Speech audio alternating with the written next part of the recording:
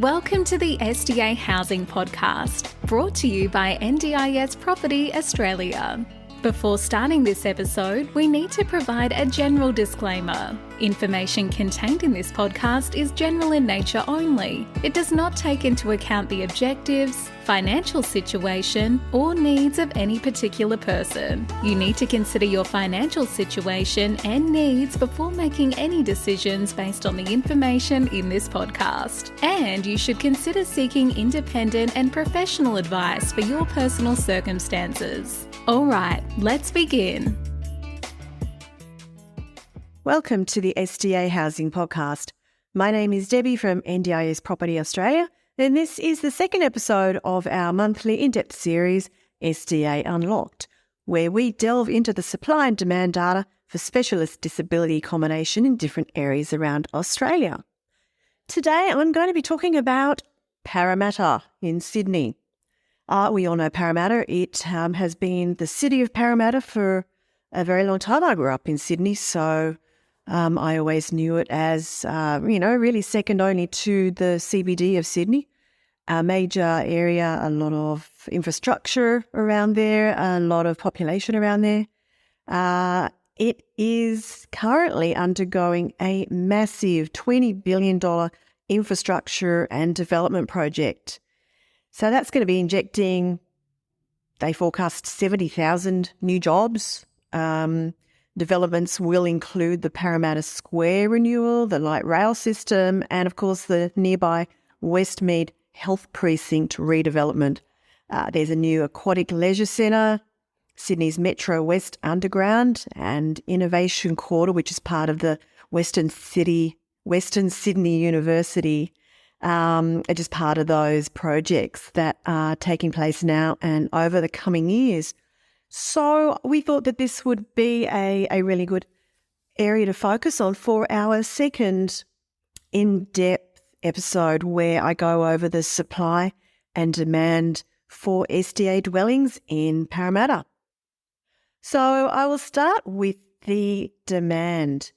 Now, Parramatta itself, the NDIA quarterly reports just came out last week, actually, for the period ending December 2022. And within that, the SA3 region encompasses Parramatta, North Rocks, Northmead, Rosehill, Toongabbie, Constitution Hill, Winston Hills, Pendle Hill, Girrawheen, Wentworthville and Westmead. So it's quite a significant area. At the moment, the overall NDIS participant population is expected to be around about 5,000 by the end of this year. Now, going back to our 6% of all NDIS participants potentially being eligible for SDA funding, we're looking at potentially 300 or 310 SDA-funded participants in the Parramatta area. Currently, there are 153, so about half that number. Of those 153, 113 are living in a SDA dwelling. 29 are living in an SDA dwelling, but they're seeking an alternative. 11 participants are not currently in any form of SDA and they are seeking a dwelling. So that's only 40 participants currently seeking a dwelling. And that's broken down into the majority being improved livability, 17, 10 are high physical support, just one looking for a robust home, and 7 fully accessible. There's a few that we don't know what they're looking for. Now, of that demand, what we do know is that a lot of these people are going to be living in existing old-style group homes, the old-style disability institutional housing. When we actually break it down to the number of places that are currently available for those SDA participants to live in, 96 places are in group homes. So if we've got 100 and Total of 113 plus 29, 142 142 are living in a home. That means that 2/3 of them roughly are probably in the old style and potentially are going to be looking to move into a new build dwelling in the future. What is this telling us? That there are a lot of participants in the area, not many looking, and we know there's also quite a bit of supply, particularly in terms of places available. However, it is really 50% new build, 50% in existing SDAs. So I'll come back to the actual numbers of what we're potentially looking at moving forward for demand. But talk now about the supply.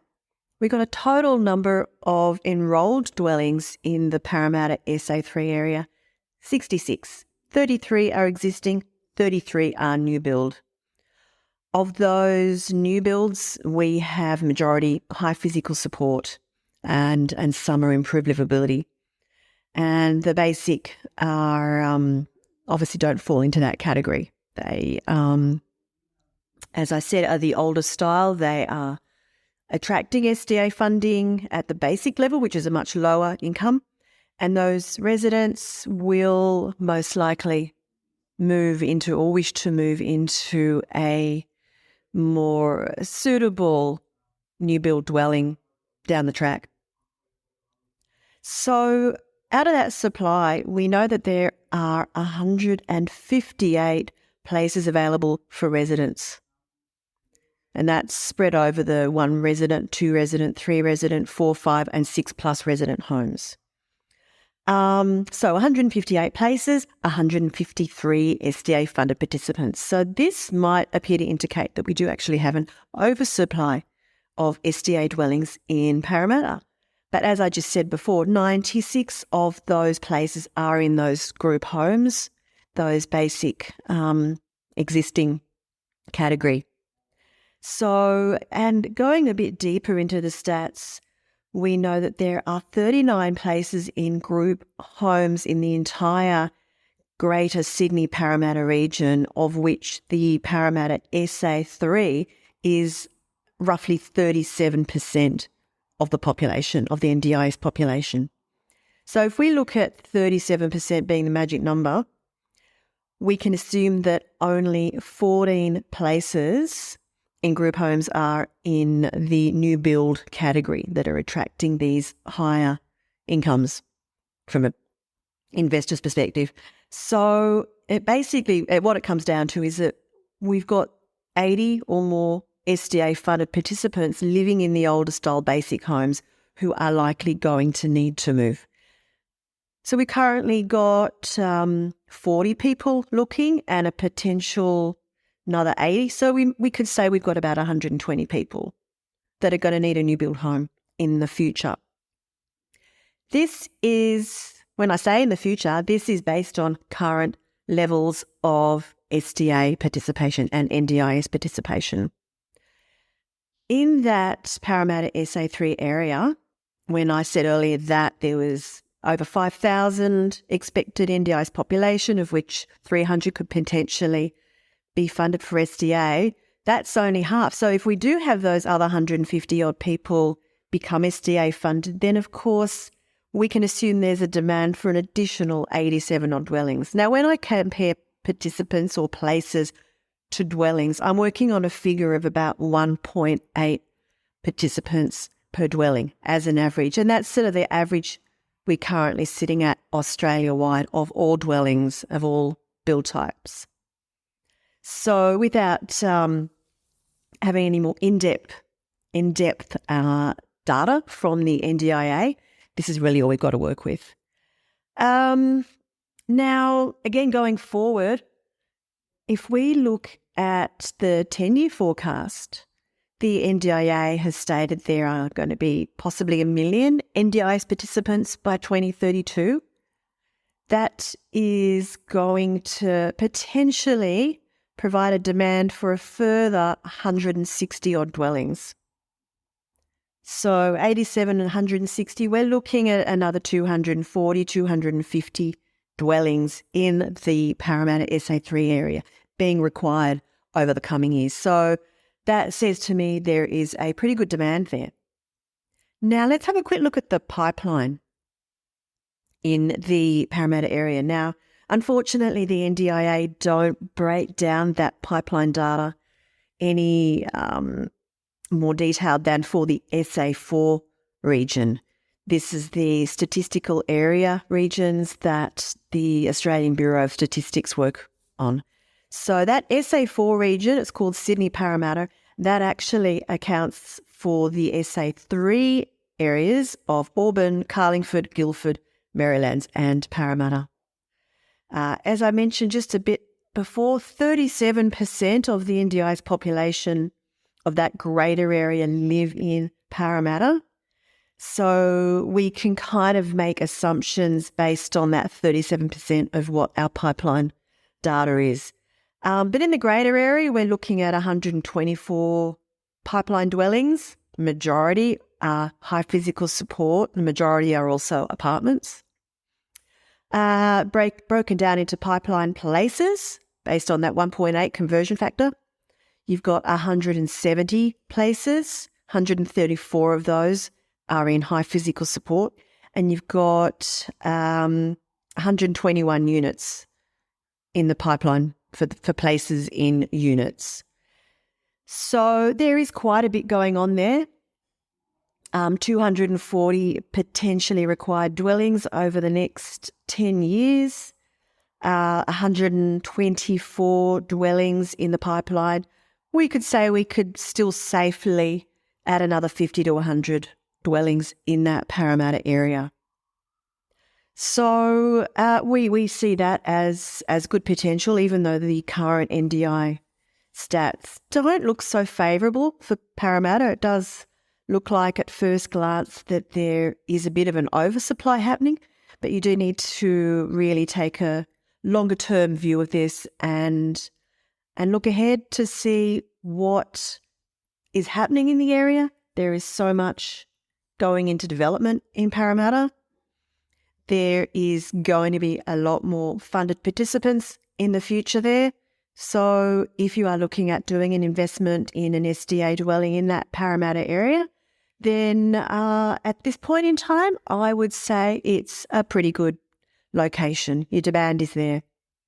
Of course, if you do want to find out more information on that, there are places you can go to, people you can speak to, being the providers, the care providers, the SDA providers, who, especially those working in the area, who are going to be able to give you more of a on the spot feel for what they see is the future demand.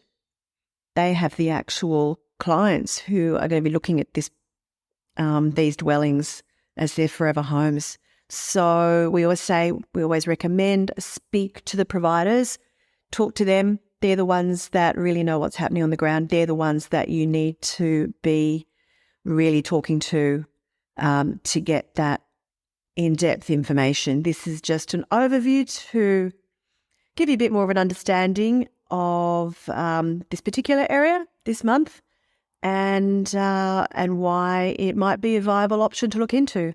If you do want any more information at all on particular areas in Australia, please let us know. I'd be happy to jump in and do an SDA Unlocked podcast on any specific areas that people are wanting. And look forward to seeing you on the next episode. We hope you enjoyed this episode. Please make sure you are subscribed and following us so you can keep in the loop with all of our upcoming episodes. We would really appreciate it if you could leave us a 5-star rating, a written review, and to share this podcast with those that could benefit. Until next time, catch you on the next episode.